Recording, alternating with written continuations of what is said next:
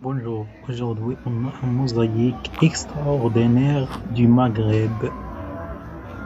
C'est le Zellige, appelé aussi Zéliz ou encore Zélige, suivant les régions, et en arabe, Zellige. Petite pierre poliée désigne un type de mosaïque ornementale dans le domaine de l'architecture islamique. Les éléments unitaires appelés tessiels sont les morceaux de carreaux et de faïence colorés monochromes artisanaux. Ces morceaux de la terre cuite émaillée sont découpés un à un et assemblés sur un lait de mortier pour former un assemblage géométrique polémique.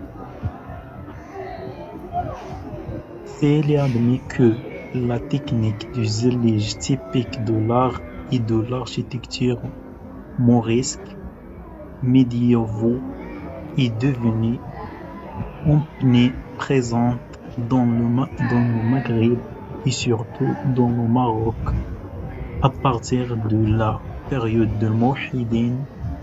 Dans ces régions, que sa datation reste obscure après entre le sixième et le vingtième siècle et s'appuisant particulièrement jusqu'à le neuvième siècle. La technique semble avoir été développée simultanément en Andalous et au Maghreb occidental, peut-être dérivée de la mosaïque byzantine et influencée par la majolique italienne ou l'azulejou andalou. Il est un composant caractéristique de l'architecture islamique d'Afrique du Nord et de péninsule ibérique. Les maisons traditionnelles en sont mues en scène décorative, mais c'est aussi devenu pour les maisons modernes. Bonjour, aujourd'hui on a un mosaïque extraordinaire du Maghreb. C'est le Zellige, appelé aussi Zéliz ou encore Zélige, suivant les régions, et en arabe, Zellige. Petite pierre poliée désigne un type de mosaïque ornementale dans le domaine de l'architecture islamique. Les éléments unitaires appelés tessiels sont les morceaux de carreaux et de faïence colorés monochromes artisanaux.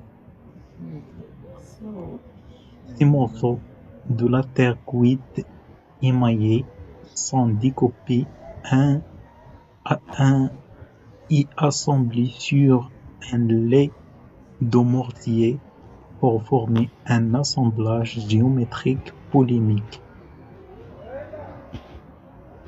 C'est admis que la technique du zellige typique de l'art et de l'architecture mauresque médiévaux est devenue omniprésente dans le Maghreb et surtout dans le Maroc à partir de la période de Mouhidine.